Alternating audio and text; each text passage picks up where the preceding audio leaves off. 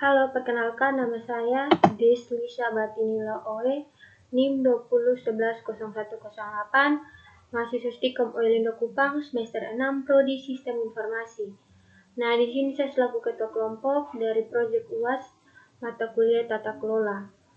Nah, langsung saja di sini judul kami adalah Analisis Tata Kelola Sistem Informasi Akademik di Perguruan Tinggi Swasta di Kota Palembang menggunakan COVID Framework. Nah, langsung saja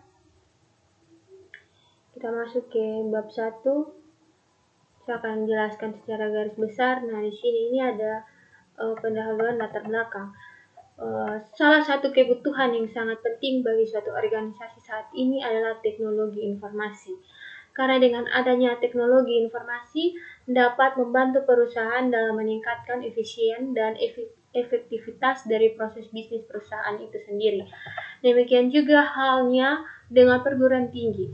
Perguruan tinggi merupakan salah satu instansi yang bergerak pada bidang pendidikan.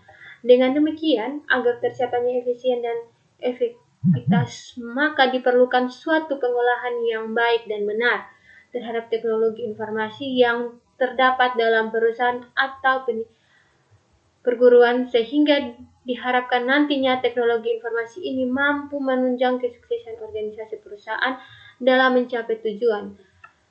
Nah, tata kelola teknologi informasi merupakan bagian yang terkait dengan tata kelola perusahaan atau perguruan tinggi, di mana teknologi informasi perusahaan berkaitan dengan bagaimana top manajemen dari perusahaan memperoleh keyakinan bahwa manajer sistem informasi dan organisasi TI dapat memberikan return dan pengembalian berupa value bagi perusahaan.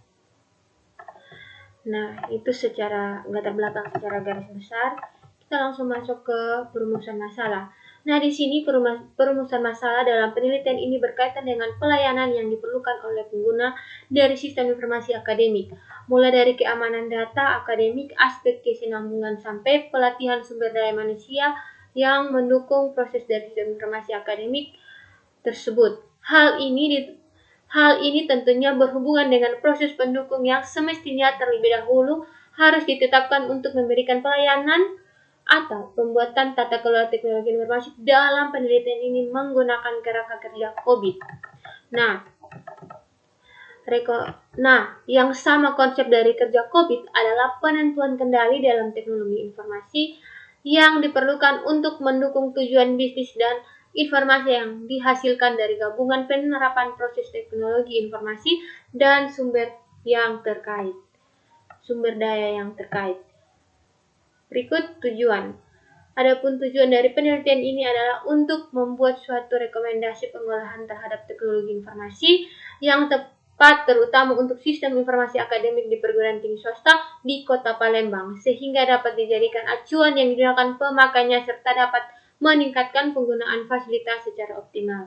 Kita langsung masuk ke bab 2, tinjauan pustaka. Nah, tinjauan pustaka tata kelola teknologi sistem informasi menyangkut beberapa hal yang perlu dipahami agar dapat membantu analisis dan pengembangan solusi.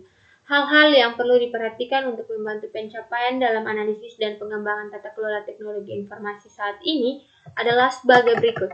Pemahaman mengenai tata kelola TI, itu poin yang pertama. Yang kedua, framework, yaitu kerangka kerja yang digunakan dalam menganalisis tata kelola teknologi sistem informasi yang menggunakan standar COVID. Dan poin yang ketiga, pengukuran dan analisis yang membantu nilai kondisi tata kelola yang ada selama ini, yang akan menjadi dasar untuk penetapan sasaran tata kelola yang diinginkan.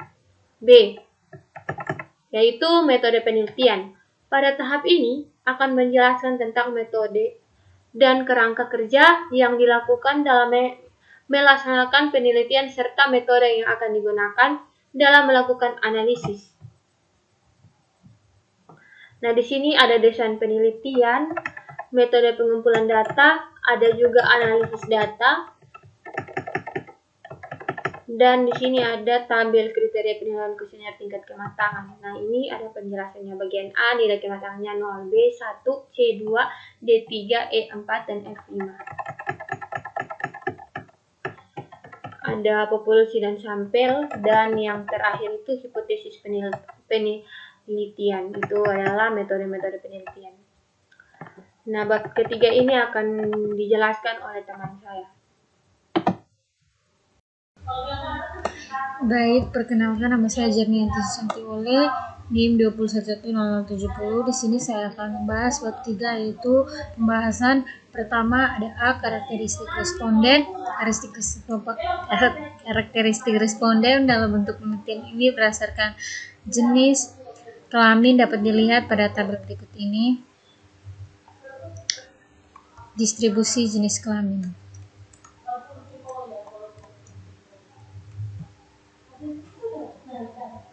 Deskripsi yang kedua ada deskripsi variabel penelitian. Dalam penelitian ini adalah domain yang ada di dalam kerangka kerja COVID. Instrumen penelitian berupa kuesioner yang menjadi alat ukur penelitian yang digunakan untuk memperoleh data primer dari kuesioner memuat dua domain, yaitu merupakan variabel dalam penelitian, yaitu domain deliver and support DS and domain monitor and evaluate ME. C. Kuesioner Keterangan pengisian tiap level dari 0 sampai 5 adalah sebagai berikut.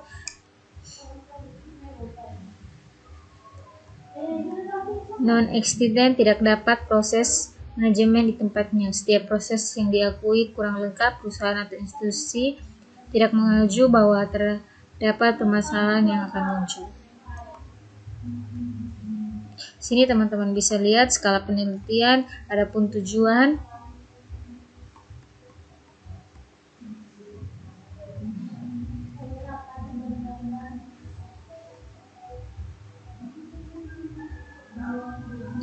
masuk ke bab 4, yaitu hasil penelitian.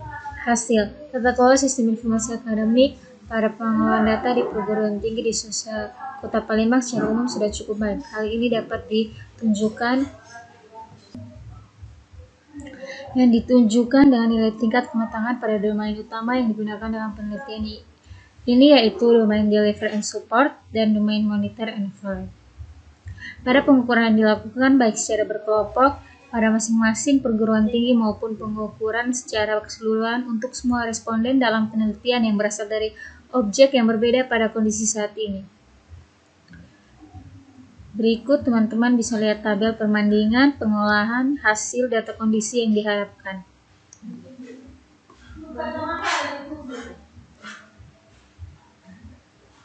Adapun tabel perbandingan hasil pengolahan data kondisi yang diharapkan secara keseluruhan. Oke, baik, terima kasih teman-teman. Sekian presentasi dari kelompok kami. Sekian dan terima kasih.